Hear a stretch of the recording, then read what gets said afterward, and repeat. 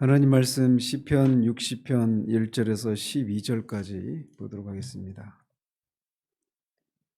시편 60편 1절에서 12절까지입니다. 같이 읽겠습니다. 하나님이여, 주께서 우리를 버려 흩으셨고 분노하셨사오나 지금은 우리를 회복시키소서. 주께서 땅을 진동시키사 갈라지게 하셨사오니 그 틈을 기우소서. 땅이 흔들림이니이다. 주께서 주의 백성에게 어려움을 보이시고 비틀거리게 하는 포도주를 우리에게 마시게 하셨나이다. 주를 경유하는 자에게 깃발을 주시고 진리를 위하여 달게 하셨나이다.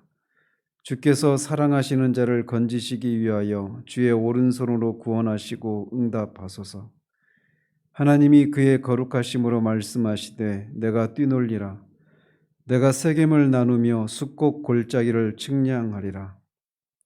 길르앗이 내 것이요 므낫세도 내 것이며 에브라임은 내 머리의 투구요 유다는 나의 교이며 모압은 나의 목욕통이라. 에돔에는 나의 신발을 던지리라. 블레셋아, 나로 말미암아 외치라 하셨도다. 누가 나를 이끌어 견고한 성에 들이며 누가 나를 에돔에 인도할까? 하나님이여, 주께서 우리를 버리지 아니하셨나이까? 하나님이여, 주께서 우리 군대와 함께 나아가지 아니하시나이다. 우리를 도와 대적을 치게 하소서. 사람의 구원은 헛됨이니이다. 우리가 하나님을 의지하고 용감하게 행하리니 그는 우리의 대적을 밟으실 이심이로다. 아멘.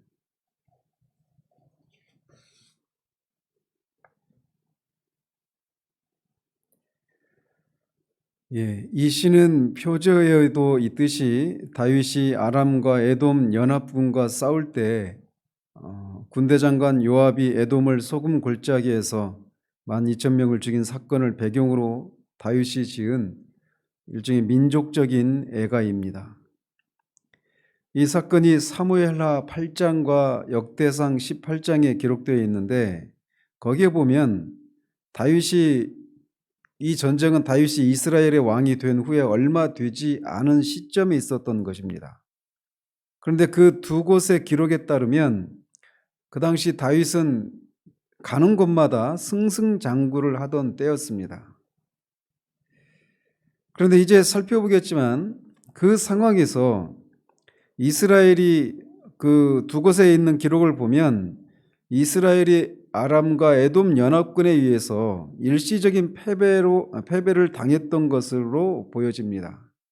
그 두 곳을 보면 그런 패배에 대한 기록이 없는데, 이 시편을 보면 이스라엘이 일시적인 패배를 당했던 것으로 기록되어 있어요. 그런 상황에서 다윗은 개인의 자격으로만이 아니라 하나님의 통치를 받는 하나님 왕국의 대표로서, 왕으로서 간구하고 있습니다. 따라서 이 시는 민족적인 예가로 분류가 되는데, 말씀드린 것처럼 겉으로 두 곳의 사무엘하 8장이나 역대상 18장에 있는 그 두 곳의 기록에 따르면 이 시편에서 기록하고 있는 이런 일시적인 패배의 장면이 없어요. 그래서 겉으로 보면 그냥 승리만 있는 것 같이 보이지만 그 뒤에는 이런 투쟁의 과정이 있었다라고 하는 것을 우리가 알 수 있습니다. 이것은 투쟁이 없는 승리는 없다라고 하는 것을 우리에게 교훈해 줍니다. 또 고난이 없는 영광도 성경이 말하는 복음이 아니라고 하는 것을 알 수 있습니다. 겉으로 드러난 승리 이면에는 이런 투쟁의 과정이 있었다라고 하는 것을 우리에게 시사해 주고 있는 거예요. 그래서 이 시를 분류를 해보면, 나눠보면 두 부분으로 나누어지는데, 셀라를 중심으로 그렇게 나눌 수 있습니다. 그래서 앞에 1절에서 4절까지에서는 주를 경외하는 자에게 구원과 승리를 베푸시는 하나님의 사랑의 성품에 근거해서 패배로 인해서 고통받는 주의 백성을 구원해달라고 호소하고 있는 장면이 기록되어 있습니다. 또 나머지 부분에서는 지난날 가나안 땅을 기업으로 주시겠다라고 약속하신 그 약속에 근거해서 이스라엘의 구원과 승리를 호소하고 있는 내용이 기록되어 있습니다. 하나님이여 주께서 우리를 버려 흩으셨고 분노하셨사오나 지금은 우리를 회복시키소서. 말씀드린 것처럼 이 전쟁을 기록하고 있는 사무엘 하나 역대상에는 단순히 이스라엘 군대가 아람과 에돔 연합군에게 큰 승리를 거두었다고만 기록하고 있습니다. 그렇지만 1절에 보시는 것처럼 당시 이스라엘이 아람 연합군에게 일시적으로 크게 패배했다라고 하는 것을 유추할 수 있습니다. 주께서 우리를 버려 흩으셨다라고 하는 말이 그것을 시사해 줍니다. 그러면서 시인은 하나님께서 이스라엘을 패배하게 하신 원인이 하나님께서 이스라엘에게 분노하신 결과라고 말하고 있습니다. 하나님이 이스라엘의 어떤 것 때문에 분노하셨는지 우리는 그것이 무엇인지 알 수 없습니다. 그런데 다윗은 주변 나라들과의 전쟁에서 승승장구하다가 쓰라린 패배를 맛보게 되었는데 그럴 때 그는 그 이유가 자신들의 죄 때문에 하나님이 진노하셔서 그들에게 징계를 내리신 결과 이런 패배를 맛보았다라고 하는 그런 결론에 도달하고 있는 것을 보게 됩니다. 그래서 자신들의 실패의 원인이 자신들의 죄임을 고백하고 하나님의 구원을 호소하고 있는 겁니다. 마치 여호수아가 여리고에서의 그 대승리 후에 아이성과의 전투에서 패배했을 때 그 패배의 원인이 어떤 전술의 부재나 어떤 전략을 잘못 세웠기 때문이다라고 하는 그렇게 원인을 찾지 않고 자신 안에 있는 어떤 죄 때문이라고 하는 것을 알고 그것을 가지고 하나님 앞에 울며 그 이유를 물었던 것처럼 다윗 역시 자신을 둘러싸고 일어나는 일들을 그냥 보여지는 어떤 현상만으로 그 원인을 찾지 않고 있는 영적인 그런 판단을 하고 있는 것을 보게 됩니다. 마찬가지로 우리의 삶 속에서도 우리가 어떤 실패를 경험하게 되었을 때 이렇게 다윗이나 여호수아처럼 영적인 방식으로 상황을 판단할 수 있는 그런 영적인 감각이 요구됩니다.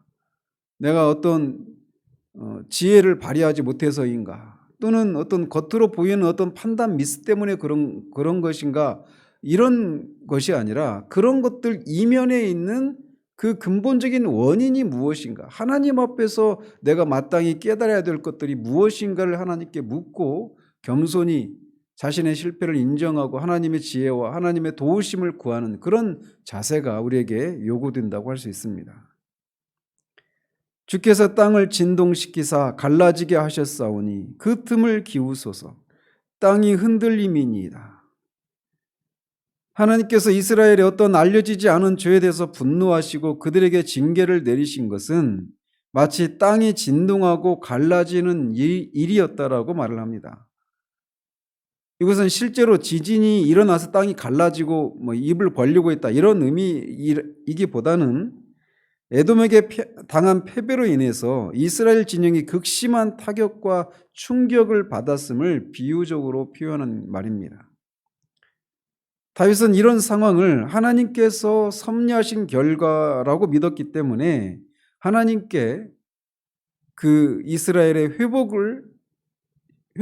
이스라엘을 회복시켜 달라고 호소하고 있는 겁니다. 영적인 그런 사고들이 그래서 중요한 것입니다. 주께서 주의 백성에게 어려움을 보이시고 비틀거리게 하는 포도주를 우리에게 마시게 하셨나이다. 같은 맥락이죠. 그래서 일반적으로 포도주는 사람의 마음을 즐겁게 해주는 그런 어떤 즐거움과 번영의 상징이지만 여기에서는 하나님이 이스라엘에게 마시게 한 이 포도주는 어떤 즐거움과 번영의 상징이 아니라 도리어 하나님의 분노와 징계의 상징입니다. 그래서 진노의 잔이라고 하는 그런 표현을 쓰기도 하죠. 아마도 이스라엘이 어떤 이유로 하나님 앞에 교만해 있었기 때문에 하나님의 진노를 샀고 그 결과 마치 술 취한 사람들의 모습과 같이 비참한 상태에 이르게 되었음을 표현해 주고 있는 겁니다. 주를 경외하는 자에게 깃발을 주시고 진리를 위하여 달게 하셨나이다. 깃발은 군대의 지휘권을 상징하는 군대에서 사용하는 군기입니다. 그런데 바로 이 깃발을 하나님께서 주를 경외하는 자에게 주셨다라고 말합니다. 이것은 자신들의 죄를 회개하고 다시금 하나님을 의지하는 그런 자들인 이스라엘 백성과 함께 하나님께서 행진하시고 이스라엘 군대를 지휘해 주실 것을 간접적으로 간구하고 있는 말임을 알 수 있습니다. 그렇게 다시금 하나님께서 이스라엘 군대를 지휘하시고 통솔하셔서 진리, 즉 여기에서는 다윗과 영원토록 함께 하시겠다라고 하시는 하나님의 불변하는 약속의 말씀을 의미합니다. 그 말씀을 위해서 승리의 깃발을 달게 하셨다라고 다윗이 선취적인 믿음으로 이렇게 노래하고 있는 겁니다. 주께서 사랑하시는 자를 건지시기 위하여 주의 오른손으로 구원하시고 응답하소서. 일시적으로 이스라엘 군대가 하나님께 어떤 죄를 짓고 그것에 따라서 하나님께서 징계하셔서 일시적인 패배를 맛보았지만 이스라엘은 여전히 하나님의 사랑하시는 대상이었습니다. 주께서 사랑하시는 자마다 징계를 하시기 때문에 그래요. 그래서 하나님께서는 이스라엘을 건지시기 위해서 주의 권능의 오른손으로 구원하시고 응답해 주실 것을 호소하고 있는 겁니다. 이 부분이 다윗이 얼마나 하나님 앞에 하나님을 아는 지식에서 얼마나 뛰어난 사람인가를 이 부분에서도 우리는 엿볼 수 있습니다. 일반적으로 우리가 누군가에게 지적을 받고 어떤 혼을 나고 막 그럴 때 우리의 마음이 막 토라지잖아요. 우리 아이들한테도 어렸을 때부터 계속 얘기했던 게 잘 혼나야 된다라고 하는 그런 얘기를 종종 했습니다. 혼나면 그냥 혼나는 것 자체로 기분이 나쁜 거예요. 그런데 그렇게 하면 어떤 교훈도 어떤 발전도 있을 수가 없는 겁니다. 하나님으로부터 징계를 받을 때도 우리가 하나님 앞에 토라져서 마음을 세우고 하나님 앞에 그렇게 낙심하고 그런 뒤틀린 심사로 그렇게 하나님 앞에 반응해서는 안 되는 것입니다. 다윗은 이스라엘의 어떤 죄 때문에 하나님께서 징계를 내리셔서 일시적인 패배를 맛보게 하는 그런 상황에서도 여전히 주께서 사랑하시는 자라고 하는 그런 분명한 인식을 가지고 그 상황에서 하나님께 구원을 호소하고 있단 말이죠. 이것이 진짜 하나님을 아는 사람에게서 보여지는 성숙한 모습이라고 할 수 있습니다. 하나님이 그의 거룩하심으로 말씀하시되 내가 뛰놀리라 내가 세겜을 나누며 숫꽃 골짜기를 측량하리라.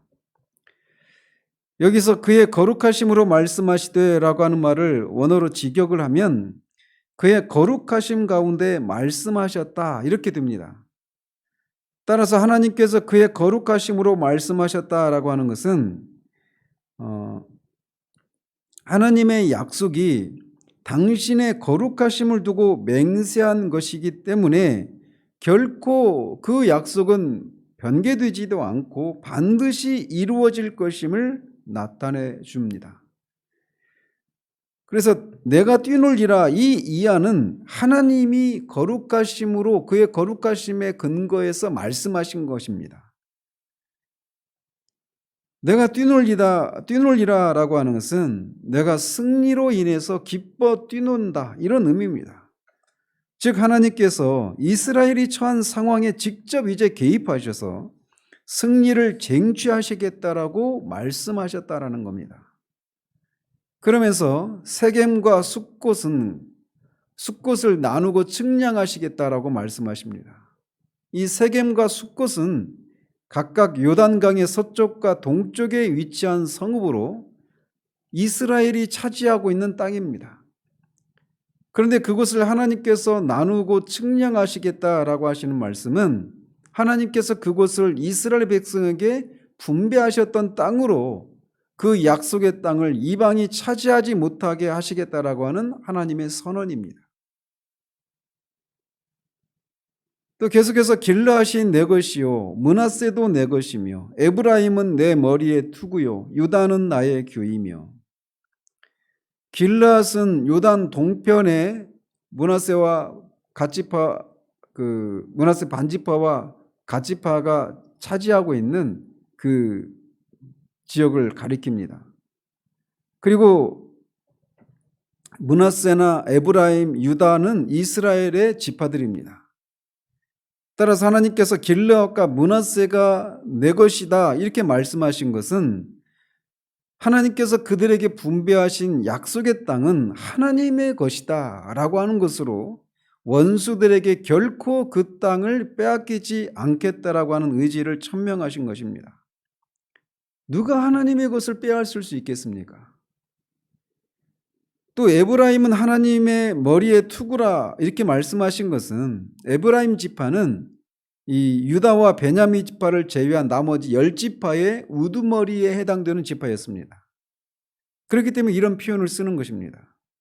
또 유다가 하나님의 규라고 말씀하신 것은, 규라고 하는 것은 예전에 성경에서는 홀이라고 했죠. 그래서 이 왕의 통치의 상징입니다.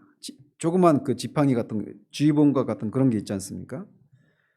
그래서 유다가 하나님의 규 이렇게 말을 하고 있는 것은 유다 지파에서 이스라엘의 왕이 나오기 때문에 이런 표현을 쓰고 있는 겁니다. 따라서 7절이 결론적으로 말씀하고 있는 것은 하나님께서 이스라엘이 차지한 땅을 그들에게 주신 것인데, 즉 가나안 땅은 하나님의 약속의 땅이고 하나님의 백성들이 살고 있는 하나님의 나라인데, 그곳을 하나님의 것이, 거기에 그 땅도 하나님의 것이요 그 땅에 살고 있는 이스라엘 백성도 하나님의 백성이기 때문에 하나님 자신의 것이라는 겁니다.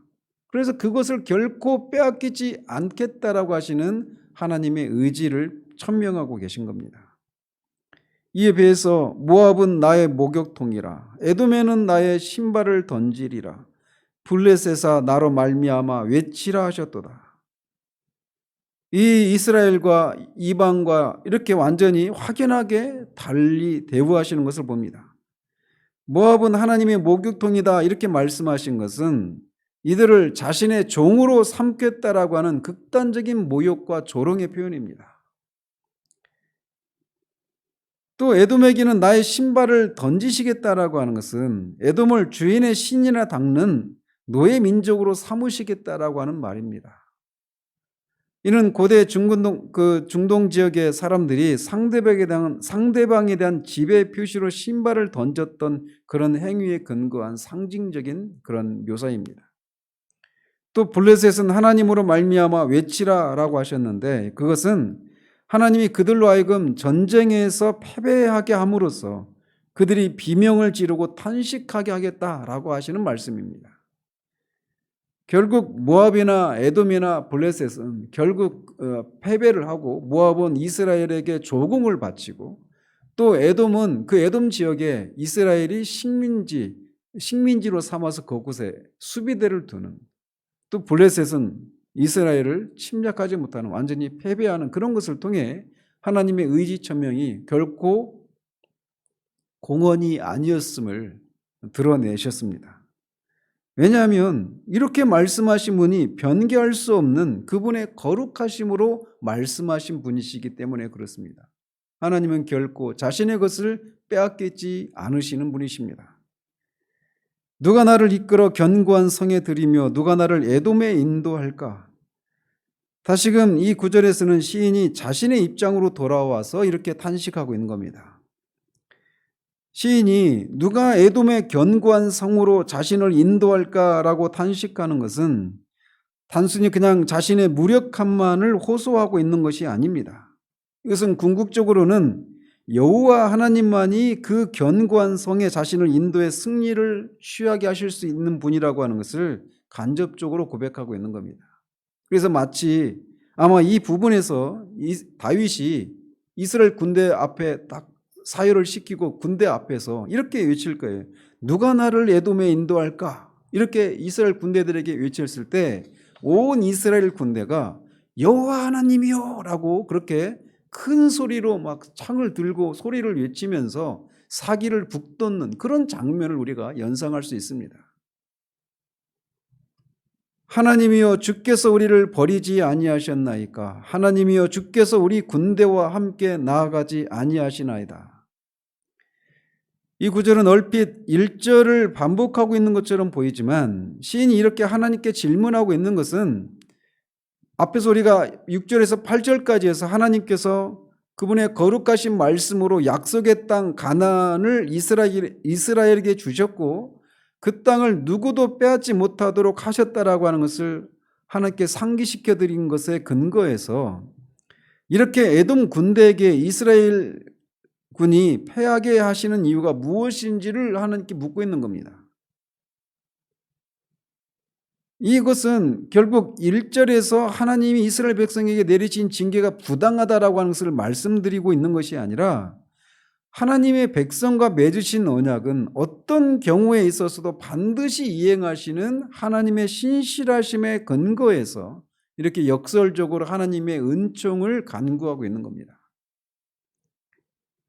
우리를 도와 대적을 치게 하소서. 사람의 구원은 헛됨이니이다. 사람의 구원이라고 하는 것은 동맹국의 도움이나 강력한 군사력 등을 의미합니다. 다윗은 하나님께서 이스라엘에게 약속하신 대로 은총을 베푸셔서 함께 하시고 승리하게 해주시지 않으면 그 같은 것들은 전혀 무익하고 헛된 것일 뿐임을 강조하고 있습니다. 또한 아울러서 오직 하나님만이 절대적으로 도움을 입을 수 있는 자신의 힘이고 구원이 되심을 고백하고 있는 겁니다. 실제로 이스라엘이 전쟁을 치를 때 단 한 번도 전쟁을 치는 상대국의 그 군대보다 어떤 무기나 군인의 숫자가 압도적으로 많았던 적은 단 한 번도 없습니다.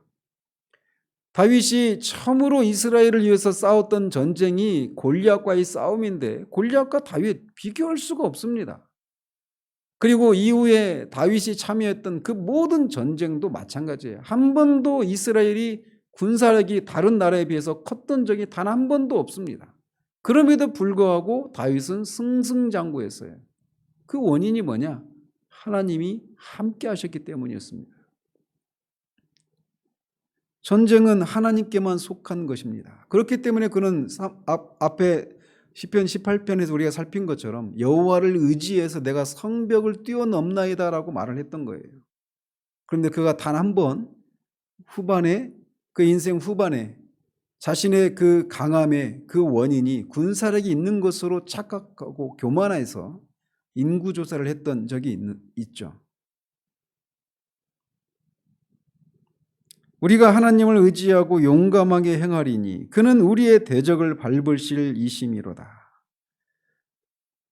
이렇게 하나님의 백성들과의 약속에 대한 신실함으로 하나님이 함께 해주시고 승리를 주실 것이라고 하는 확신 속에서 그렇게 이제 이 일시적인 패배를 인해서 뒤로 물러갔던 발걸음을 다시 돌려서 적진을 향해서 나아가는 이스라엘 군대를 위해 노래하는 다윗의 신앙의 기상을 보여줍니다. 여호와를 의지하면 여호와 함께 하시고 함께 하신다는 그런 확신이 있을 때 그는 이렇게 적들을 향해서 이렇게 뛰어넘을 수 있는 달려갈 수 있는 그런 용기를 발휘할 수 있었던 것입니다. 이 시는 1차적으로는 하나님의 왕국 이스라엘을 하나님께서 지키시고 보호하신다라고 하는 것으로 적용할 수 있습니다. 그러나 이것은 교회와 또 우리 그리스도인 개인의 삶에도 그대로 적용할 수가 있습니다. 교회의 머리이신 우리 주님은 이 세상을 떠나시면서 이 세상 끝날까지 너희와 함께 하시겠다라고 말씀하셨습니다. 그리고 성령을 보내시고 말씀과 성령을 통해 우리를 통치하시고 우리를 지키시고 계십니다. 우리가 그 약속을 믿는다면 교회와 성도들이 이 세상에서 어떤 환난을 만나고 원수들이 교회를 무너뜨리려고 하고 성도들을 죽이기까지 한다 하더라도 그들은 보이는 교회와 우리 육체를 죽일 수 있을 뿐 우리 영혼과 하늘에 보이지 않는 천상의 교회를 무너뜨릴 수 없다라고 하는 것을 기억하고 끝까지 하나님의 약속을 붙들고 인내하며 싸워야 합니다. 하나님의 것을 하나님은 결코 빼앗기지 않으십니다. 누가 하나님에게서 하나님의 것을 빼앗을 수 있겠습니까? 우리에게는 그런 하나님이 우리 편이십니다. 그러므로 우리가 이 하루를 살아갈 수 있는 거예요. 그 하나님을 의지하고 성벽을 뛰어넘는 그런 하루가 되기를 우리 주님 여러분으로 축원드립니다. 기도하겠습니다. 하나님 아버지, 다윗이 아람과 에돔 연합군에게 일시적인 패배를 당한 상황 가운데서 하나님께서 이스라엘에게 하신 약속, 하나님이 주신 그 약속의 땅이 하나님의 땅이요, 또 그 땅에 살고 있는 이스라엘 백성이 하나님의 백성이기에 그것을 빼앗으려고 침범한 이방과의 그 전쟁에서 일시적인 패배를 당했을 때 그 패배의 원인이 자신들의 죄 때문이었음에도 불구하고 그것을 고백함과 동시에 여전히 자신들이 하나님의 사랑을 받는 하나님의 백성인 것을 기억하고 믿음으로 하나님께 간구하는 내용을 살펴보았습니다. 그런 그 상황 가운데서도 하나님이 여전히 자신들을 사랑하시는 하나님이심을 기억하고 자신들과 또 그 땅이 하나님의 것이기에 결코 이방이 하나님의 것을 빼앗게 해서는 안 된다라고 하는, 또 그런 일이 일어날 수도 없다라고 하는 믿음으로 징계의 상황 가운데서도 하나님께 도움을 구하고 그리고 마침내 하나님이 주신 승리를 맛보게 한 이 사건을 우리가 살펴보았습니다. 아버지 하나님, 우리가 여전히 그리스도로 말미암아 주님의 것임을 우리가 기억하고 그렇게 주님을 의지하여 성벽을 뛰어넘는 그런 하루를 살아갈 수 있도록, 앞으로의 삶을 살아갈 수 있는 우리들 될 수 있도록 주님 도우시기를 원합니다. 예수 그리스도 이름으로 기도합니다. 아멘.